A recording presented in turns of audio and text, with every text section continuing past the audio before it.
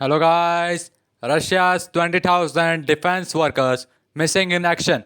Its capability to produce cutting edge weapons exhausted. Russia के 20,000 defence workers जो कि missiles बनाते हैं, गन बनाते हैं, वो गायब है, मिसिंग है रशिया से। उसकी कैपेबिलिटी जो है प्रोड्यूस करने के लिए कटिंग एज वेपन्स को, वो ख़त्म हो गया, एग्जॉस्ट हो रही है, ख़त्म हो रही है युद्ध में।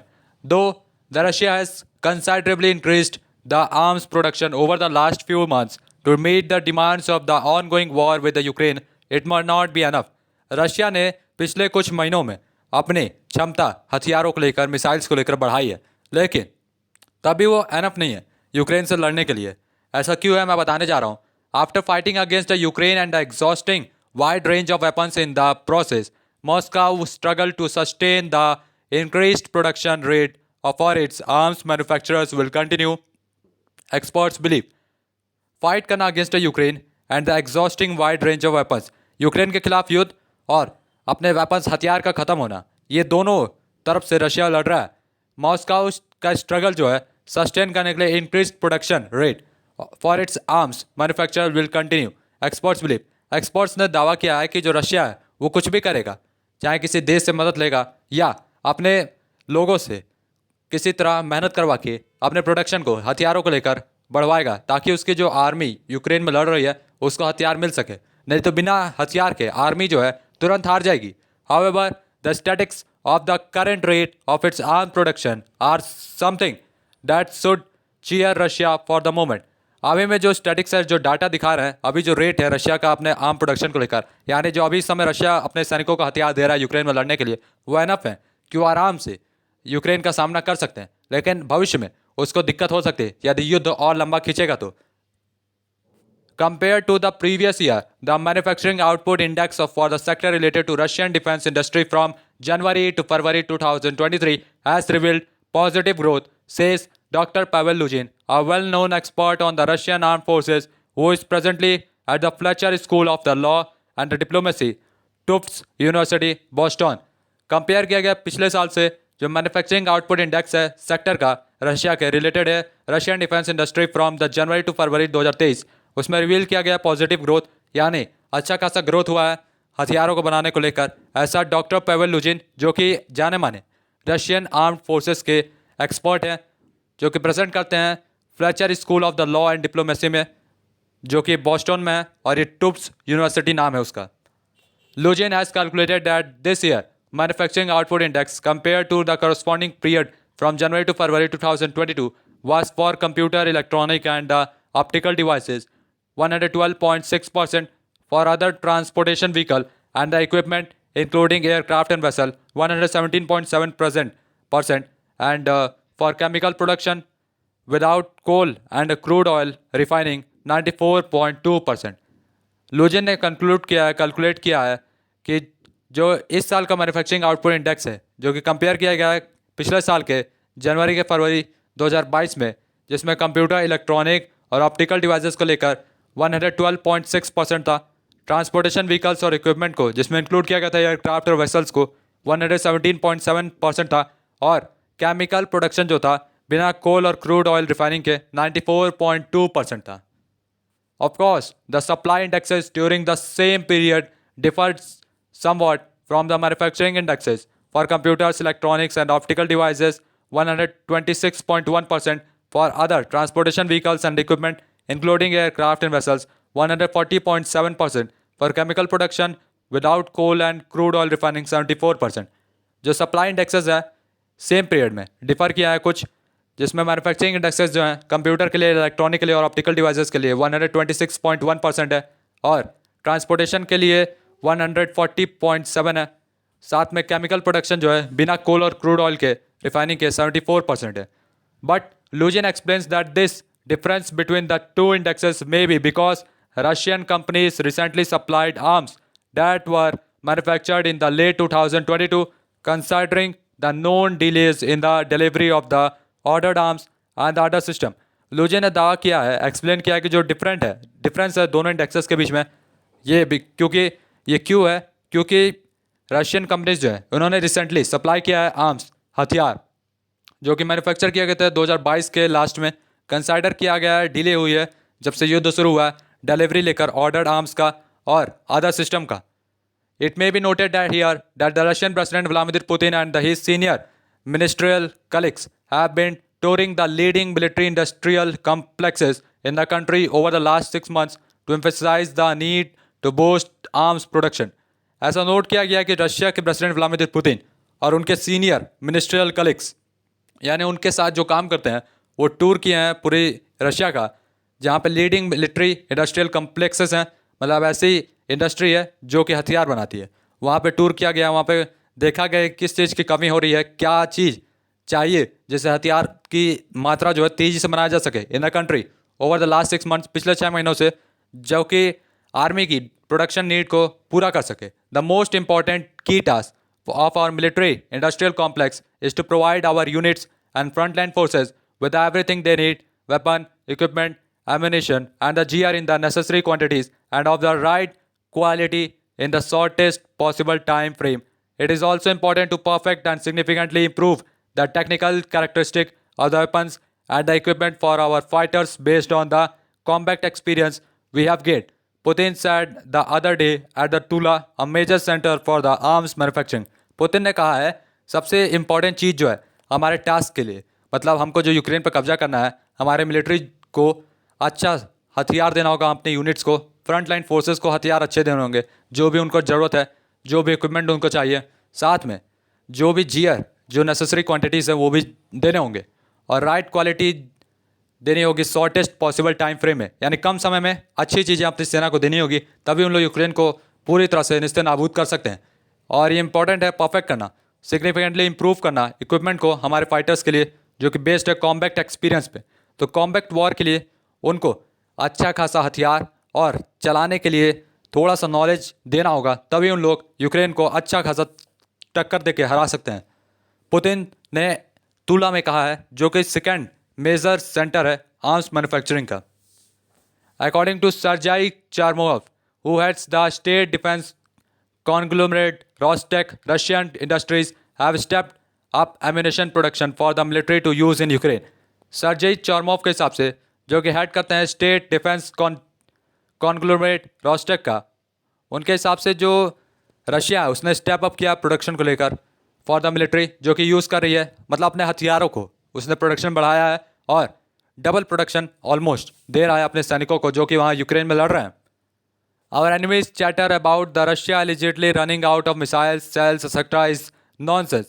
We have increased the production of the ammunition on order by the Defense Ministry several times over. Charmov told the state-run RAI Novosti news agency recently. चौर्नव ने अपनी न्यूज़ एजेंसी RIA नोवोस्टी को कहा है कि हमारे जो एनिमीज़ हैं ऐसी बातें कर रहे हैं कि रशिया के जो हथियार हैं, जो मिसाइल से, वो ख़त्म हो चुके हैं, लेकिन ये सब बकवास है, गलत है। हम लोग जो है इंक्रीज़ कर दिया अपने प्रोडक्शन को, और हम लोग बड़ी तेज़ी से अपनी सेना को जो वहाँ यूक्रेन में लड़ रही है उसको पहुँचा रहे हैं जितने भी हथियार उनको ज़रूरत है, साथ में एडिशनल हथियार भी दिए जा रहे हैं। Russian TOS-1 heavy flame thrower, तो आप देख सकते हैं ये हैवी फ्लेम थ्रोअर है रशिया का, जो कि यूक्रेन में तबाही बहुत भयानक मचा रहा है। Incidentally, Chermov is considered one of the President Putin's closest confidants and has a reputation for being a hard taskmaster. He is said to be trying his best to ensure that the Rostec factories in Russia producing military equipment are working non-stop by fortifying their due holidays. Incidentally, चेमोजॉव जो हैं वो Russia के Putin के जो दो अच्छे दोस्त हैं, अच्छे क्लोजेस्ट कॉन्फिडेंट्स में से हैं, और रेपुटेशन है, उनकी इज्जत है, हार्ड टास्क मास्टर हैं वो, और वो जो है कोशिश कर रहे हैं अपने लेवल बेस्ट, जितना वो कोशिश कर सकते हैं उतना कर रहे हैं, ताकि वो इंश्योर कर सके कि रोस्टेक फैक्ट्रीज जो हैं रशिया में वो प्रोड्यूस करें पूरा मिलिट्री इक्विपमेंट जितनी ज़रूरत है, और ज़रूरत से ज़्यादा प्रोड्यूस करें, क्योंकि बाद में हो सकता है और तुरंत हथियार देने पड़े। तो इसीलिए वो वर्क कर रही है नॉन स्टॉप, और जितने भी वर्कर्स को जो फैक्ट्री में काम करते हैं जिनको छुट्टियां मिली थी, उन छुट्टियों को रद्द कर दिया गया ताकि वर्कर्स आ जाएं, काम करें और रशिया को हथियार दें। Rostec factories involved in a fulfilling state contracts are working almost around the clock, and their staff is showing self-sacrifice and understanding in relation to the increased workload. Chermov has boasted, adding how they are producing varieties of military equipment including warplane and tank. चॉर्नोव ने कहा है जो Rostec factory है इसमें involve किया गया है, ये फुलफिल कर रही है स्टेट कॉन्ट्रैक्ट को। यानी रशिया के जो छोटे मोटे या अलग अलग स्टेट्स हैं उन्होंने अपने कॉन्ट्रैक्ट दिए हैं, तो उसको फुलफिल करने के साथ साथ रशिया के जो हथियारों का कॉन्ट्रैक्ट है उसको भी फुलफिल कर रही है। और जो वर्कर्स हैं, जो स्टाफ है, वो बिना रुके पूरे दिन भर काम कर रहे हैं, सो कम रहे हैं और काम ज़्यादा कर रहे हैं। साथ में उन लोग टैंक्स और वॉर प्लेन्स, जो बड़े बड़े प्लेन्स हैं, उन सब के हथियार भी बना रहे हैं बिना रुके बिना थके। Putin emphasized on increased domestic production is understandable given that Russia is said to have lost over 9,400 pieces of equipment, including more than 1,500 tanks, the war against Ukraine. Putin ने एम्फेसाइज किया, तारीफ किया है इंक्रीज डोमेस्टिक प्रोडक्शन को लेकर, जो कि समझा जा सकता है। रशिया जो है, ऐसा कहा गया है कि उसने 9,400 से ज़्यादा पीसेस जो है इक्विपमेंट के, अलग अलग हथियारों के खो दिए हैं, जिसमें 1,500 टैंक्स हैं उनको खो दिया है यूक्रेन से युद्ध के खिलाफ। It is now trying to get some weapons and platform from the friends and allies such as Belarus, North Korea, Iran and China, with whom it had supplied arms in plenty in the past. Here, Belarus has been really loyal. It has almost cleaned out its warehouses for Russia. North Korea and Iran have responded partially because they don't want to deplete their arsenal beyond a point. अब जो Russia जो है वो try कर रहा है अपने weapons और प्लेटफॉर्म्स जो उसने अपने दोस्तों को, साथियों को दिए हैं, उनसे कुछ बदले में लेने के लिए, जिसमें बेलारूस है, नॉर्थ कोरिया है, ईरान है, चाइना है, जिसको उसने पिछले साल या पिछले 10 सालों में बहुत सारे हथियार सप्लाई किए हैं, तब वो उनसे उनका फल चाहता है, यानी उनसे अपने हथियार चाहता है। तो जहाँ पे बेलारूस जो है रशिया का पार्टनर है, एक तरह से आप कह सकते हैं, छोटा सा देश है, रशिया के बगल में ही है, तो ये जो है अपना पूरा हथियार, जो भी इसके पास जितना भी सामान था वो सब रशिया को दे चुका है ऑलरेडी, और इसने अपना वेयर हाउस जो था पूरा क्लीन कर दिया। नॉर्थ कोरिया और ईरान जो है इसने पार्शली, मतलब इन लोग दे भी सकते हैं और नहीं भी दे सकते हैं। उन लोगों ने ऐसा जवाब दिया है कि हम आपकी मदद तो करेंगे लेकिन हथियार दे के नहीं, या तो हथियार देंगे तो हमारा नाम नहीं आना चाहिए। तो इस तरह से मतलब उन लोग लगभग हाँ या ना में फंस गए हैं, क्योंकि उनको जो है वो डिप्लीट नहीं करना चाहते, अपने हथियारों की संख्या को कम नहीं करना चाहते, क्योंकि उनके ऊपर पहले से ही पाबंद लगे हुए हैं। This explains why Russia is now desperately expecting help in major military product from China, which has sent only non-lethal such as helmet and dual-use items such as air parts. Russia wants drones, compatible shells, cruise missiles and other precision weapons. अब जो Russia जो है China पे पूरी तरह dependent होते जा रहा है। चाइना ने पहले ही नॉन लीथल वेपन्स, जिसमें हेलमेट था, डुअल यूज़ आइटम्स थे, यानी 2 बार यूज़ होने वाले आइटम्स थे, जिसमें एयरक्राफ्ट के पार्ट्स थे, उनको रशिया को दे चुका है। रशिया जो है अब चाइना से ड्रोन चाहता है, कंपेटेबल सेल चाहता है, क्रूज मिसाइल चाहता है, साथ में कुछ और वेपन्स भी चाहता है जो कि यूक्रेन में तबाही मचाएं। तो आप देख सकते हैं रशियन विक्ट्री डे परेड, तो ये आप देख सकते हैं रशिया की विक्ट्री डे परेड हो रही है यहाँ पे। तो यहाँ पे रशिया जो है हर साल सेलिब्रेट करता है अपना विक्ट्री डे परेड, उसी की ये सेना है। Considering all this, it is understandable why the Kremlin is hell bent on increasing the arms manufacturing at home at any cost. The government is now providing increased subsidies to domestic arms manufacturers. तो ये सब देख के Russia जो है अब समझ चुका है कि उसको अपने खुद के डोमेस्टिक प्रोडक्शन को बढ़ाना होगा। इसके लिए जो है रशिया अपनी जो फैक्ट्रीज़ हैं जो वहाँ पर रन करती हैं उनको सब्सिडी दे रहा है, यानी एक्स्ट्रा पैसा, ताकि वो हथियार बना सके, अपने वर्कर्स को दे सकें, वर्कर्स जो छुट्टी लिए हैं वो वापस आके काम करें और रशिया को हथियार बना के दें। For instance, the subsidy of for the year 2023 to 2024 have already exceeded 700 billion rouble, यानी $9.5 billion. This amount is much more than the total subsidy in the previous 4 financial year between 2018 to 2022. It is said, ऐसा कहा गया है जो subsidy है 2023 से 2024 के लिए ये 700 बिलियन रूबल कर दी गई है, यानी उससे ज़्यादा भी, यानी लगभग $9.5 billion, जो कि बहुत ज़्यादा है यदि आप पिछले 4 सालों से कंपैरिजन करें 2018 से 2022। But despite the relatively optimistic statics of the early 2023, Moscow mounting problem in the arms manufacturing will continue in the near future, points out Luzhin. There are some limiting factors of which the most important is the human factor. तो जो Russia है उसमें human factor, यानी वहाँ पे आबादी कम है, तो सबसे बड़ी समस्या यहाँ पे आबादी को लेकर है कि कितनी आबादी यहाँ पे काम कर सकती है, क्योंकि वहाँ पे कुछ बुजुर्ग भी होंगे, कुछ महिलाएं होंगे, कुछ बच्चे होंगे, कुछ जवान होंगे, तो उन सब की आबादी को ध्यान रखना होगा। कुछ वहाँ यूक्रेन में लड़ भी रहे होंगे, कुछ बॉर्डर पर रहते हैं, तो इसीलिए रशिया को थोड़ा सा समस्या इसमें झेलनी होगी भविष्य में। अभी तो फिलहाल रशिया के पास स्टॉक है जो कि बहुत पहले से रखा हुआ है उसको भी वो यूज़ कर रहा है, साथ में प्रेजेंटली जो बना रहा है उसको भी यूज़ कर रहा है। लेकिन फ्यूचर में यदि युद्ध लंबा खींचा तो उसको दिक्कत होगा। There is now a massive deficit of a qualified manpower in the Russian arms industry, as representatives from the Uralvajagon and the Kuran-Mas Zavod, manufacturers of the main battle tanks and armored vehicles, respectively, admitted recently they faced serious problems finding more workers and engineers despite increasing salaries and other bonuses. यहाँ पे massive कमी हो रही है qualified man power की, यानी पढ़े लिखे लोग चाहिए काम करने के लिए। ऐसा नहीं कि कोई भी आ जाए, पढ़े लिखे चाहिए रशियन आर्म्स इंडस्ट्रीज़ में। आज जैसे जैसे जो रिप्रेजेंटेटिव हैं उराल गांजोवंग से और कुरान गांजोव से, उसमें मैन्युफैक्चरर्स जो हैं यानी जो काम करवाते हैं, जो मालिक हैं, जो कि टैंक्स और आर्मर्ड व्हीकल्स बनाते हैं, उन्होंने एडमिट किया है, माना है कि वो फेस कर रहे हैं सीरियस प्रॉब्लम वर्कर्स को फाइंड करने में, इंजीनियर्स को फाइंड करने में। उन्होंने सैलरी भी बढ़ाई है, बोनसेस भी दे रहे हैं, लेकिन लोग काम करने वाले नहीं मिल रहे हैं। तो ये रशियन T-62 टैंक है, आप देख सकते हैं ये दुनिया के शानदार टैंकों में से एक है। This perhaps is why Russian companies can't meet the deadline. Even the repair of system and vehicles that have been used are damaged on Ukrainian battlefield, let alone manufacturing new items. Russian companies जो हैं अब meet नहीं कर पा रही है deadline को, मतलब जो समय सीमा उनको दी जाती है हथियार बनाने के लिए, वो उस समय सीमा में हथियार नहीं बना पा रही हैं। जो रिपेयर है सिस्टम्स का, व्हीकल्स का, जो कि यूक्रेन के बैटलफील्ड यानी यूक्रेन से युद्ध में यूज़ हो चुके हैं, यानी थोड़े बहुत डैमेज हुए हैं या पूरी तरह डैमेज हो गया, उनको भी नहीं बनाया जा सकता। और जो बन रहे हैं वो भी बड़ी मुश्किल से बन रहे हैं। According to a January report, the Russian labour ministry admitted that the defence industry lacked at least 20,000 skilled workers, locksmiths, turners, machine operators and the specialist, IT specialist। जनवरी रिपोर्ट आई है जिसमें रशियन लेबर मिनिस्ट्री ने दावा किया है कि जो डिफेंस इंडस्ट्री है उसमें कमी हो रही है 20,000 स्किल्ड वर्कर्स की, जिसमें आपके लॉकमिट्स है, टर्मोर्स है, मशीन ऑपरेटर है और IT स्पेशलिस्ट हैं।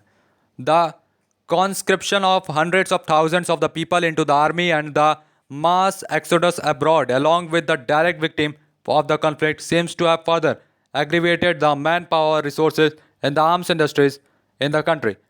जो conscription है 100 of thousands, यानी जो thousands of people हैं जो कि आर्मी में हैं, और जो बचे खुचे लोग हैं वो रशिया से बाहर काम कर रहे हैं, डायरेक्ट विक्टिम है, गवाह हैं कॉन्फ्लिक्ट के।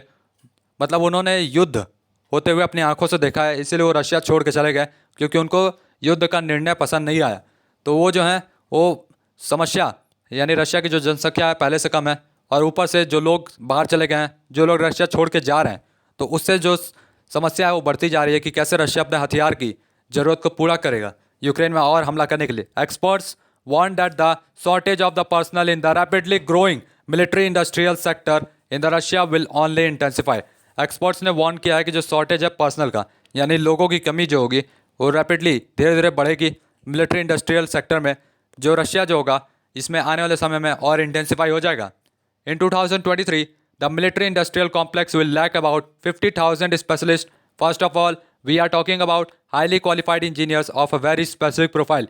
The military industry can respond to their lack by significant slow down of the growth, said Alexander Sorvov, professor at the Department of Personnel Management and the Psychology, vice rector of the Financial University under the government of the Russian Federation।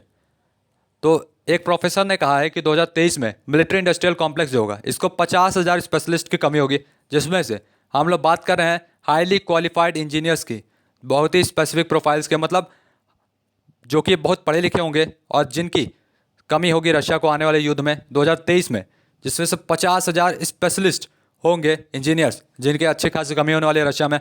Military industries जो होंगे respond करेंगी अपने lack, मतलब उन लोग जब अपने deadline खत्म हो जाएगी हथियार देने की, तो उसके बाद उन लोग यही कहेंगे कि उनके पास वर्कर्स नहीं थे और स्पेशलिस्ट भी नहीं थे। हाउएवर डायरेक्टली और indirectly replenishing arms used in the Ukraine by all those involved in the war is a global issue. European manufacturers are also facing the same problem as the Russian in producing enough arms to supply Ukraine and meeting the security needs of their respective countries. Directly या indirectly replenishing arm मतलब जो Ukraine को जो हथियार देना है, जो involve है ये बहुत ही ग्लोबल इशू है। पूरी दुनिया में ये बहुत बड़ा इशू है कि कौन हथियार देगा, कैसे हथियार देगा, क्योंकि ज़्यादा हथियार यूक्रेन को भी नहीं मिल पा रहे हैं। यूरोपियन मैन्युफैक्चरर्स जो हैं ये भी रशिया की तरह सेम प्रॉब्लम फेस कर रहे हैं। यहाँ भी लोग जो है वो काम तो कर रहे हैं, मेहनत पूरी कर रहे हैं, लेकिन जो हथियार हैं समय से नहीं मिल पा रहा है। जो डेडलाइन है उसके बाद ही मिल पा रहा है, जो कि यूक्रेन की ज़रूरत है रशिया से सामना करने के लिए।